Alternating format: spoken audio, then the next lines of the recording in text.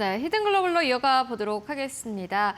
외신 속에 숨겨진 한국 기업들의 이야기 함께 나눠볼 텐데요. 오늘도 모셨습니다. 타키온의 조우진 대표와 함께 해보도록 하겠습니다. 안녕하십니까? 예, 안녕하세요. 네, 오늘은 어떠한 뉴스 가지고 오셨습니까? 예, 그 블룸버그가 이제 우리나라 SK하이닉스와 삼성전자에게 중요한 정보가 해당되는 이제 빅테크, 특별히 하이퍼스케일러들이 자본 지출, KPX를 갖다가 어떻게 이제 늘리는지, 혹은 또 어떻게 이제 멈췄는지를 갖다가 집계를 했습니다. 최근에 네 곳이 모두 실적을 발표했기 때문에 실적 발표하면서 컨퍼런스 콜에서 KPX를 갖다 어떻게 할 것인지 얘기가 나왔고, 이걸 집계해서 이제 그래프를 보여주면서 한눈에 이제 확인할 수 있도록 해줬습니다. 그래서 아까 말씀드린 대로 해당 자료는 삼성전자, SK하이닉스가 최대 고객이기 때문에 이들이 최대 고객이 하이퍼스케일러이기 때문에 삼성전자, SK하이닉스의 매출, 주가에도 중요하게 볼 수 있다고 봅니다.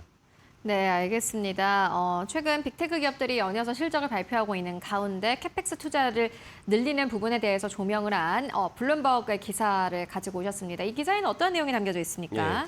아까 말씀드린 네 곳이 모두 이제 컨퍼런스 콜에서 이제 KPX에 대해서 발표를 했는데, 네. 이걸 집계했더니 현재 기준으로 했을 때 KPX가 올해 어느 정도 나올 것이냐, 네 곳 합치면은 약 7,450억 달러라고 얘기하고 있습니다. 지금 화면에 이렇게 보이신 대로 이 조그만 네모난 박스가 뭐냐면, 이번에 발표한 것을 갖다가 집계했을 때 그 제일 많이 투자하는 데가 이제 그 마이크로소프트, 그다음에 아마존, 이런 순서대로가 이제 그 KPX를 투자한다는 점을 알 수가 있습니다. 그래서 전체를 합치면은 점점점 그 올해 초보다 올해 시점에서 발표한 KPX가 더 많아지고, 그리고 이 때문에 사실 제가 보기에는 올해 연말쯤 되면은, 올해 연말이 돼서 올 한 해 26년도에 전체적으로 KPX가 어떻게 되는지 집계된다면 지금 시점보다 더 늘어나지 않을까 싶습니다. 아마존이 이제 KPX를 원래 기존에는 2,000억 달러였다가 2,200억 달러, 200억 달러 늘렸죠. 이런 맥락으로 해서 전체적으로 KPX가 확대되는 분위기다라고 이제 볼 수가 있습니다.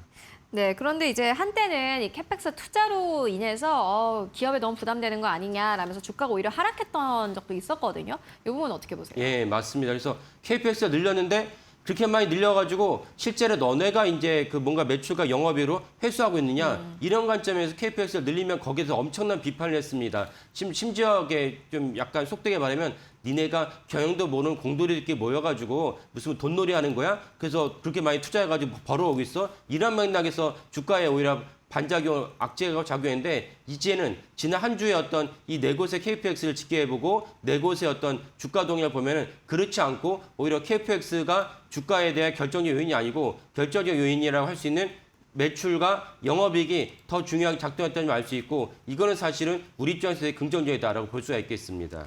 네, 알겠습니다. 그리고 이렇게 사실은 이제 캐펙스 투자가 늘어나면은 결국에는 이 말은 삼성전자와 SK하이닉스 쪽으로 들어간 돈이 많다라는 의미이기도 하거든요. 어떻게 보세요? 예, 그렇습니다. 그러니까 예를 들면 아마존이 2,000억에서 2,200억 달러 늘렸을 때 그 200억 달러 어디서 나오느냐, 무슨 땅값을 사는 데 쓰는 것이 아니고 대부분은 이제 엔비디아, 그다음에 삼성전자, SK하이닉스의 메모리를 사는 데 쓰게 됩니다. 거의 한 전체 이 세 곳에 지출하는 돈이 70% 정도 되거든요. 70% 정도 되는데 원래 2,000억 달러였다가 2,200억 달러, 10% 늘렸다는 것은 무엇이냐? 결국 우리가 다 좀만 생각해보면 알 수 있는 사실, 메모리의 가격이 계속 올라가다 보니까, 그리고 엔비디아가 지금은 이제 그 블랙엘에 머물렀지만 이제 하반기에는 이제 그 루빈을 갖다가 사야 되고, 루빈을 사면 더 높은 컴퓨팅을 갖다가 제공하니까 루빈의 가격이 당연히 이제 기존의 블랙엘보다 더 비쌉니다. 이런 맥락에서 그 엔비디아는 가격 올리게 되면은, 그러면 이제 아마존은 아까 말씀드린 대로 메모리 가격도 올라갔으니까 원래 기존에 2,000억 달러였다가 2,200억 달러 늘 수밖에 없다. 이런 맥락에서 KPX가 증가하는 것은 당연하다. 하지만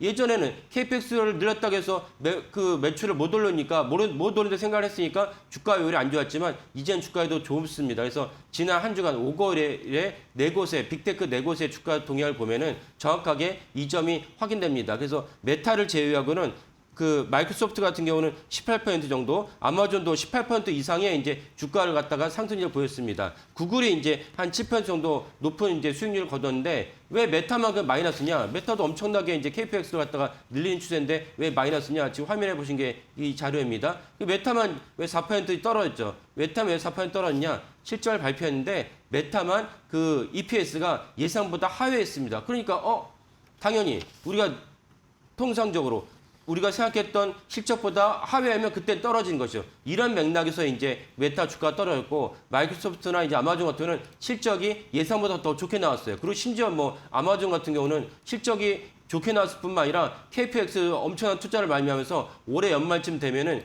그 캐시플로우가 안 좋아진다. FCF가 적자로 돌아선다는 발표했음에도 불구하고 지난주 금요일 날 15% 이상 상승을 했습니다. 이런 것들은 이제 시장에서 바라봤을 때 KPX는 중요한 것이 아니고 FCF도 중요한 것이 아니고 그렇게 엄청난 투자를 해서 돈을 벌어오기만 해라. 벌어오면 우리는 거기에 대해서 그 주가에 반영할 것이다. 라는 관점은 바뀌었다라고 보시면 될 것 같습니다.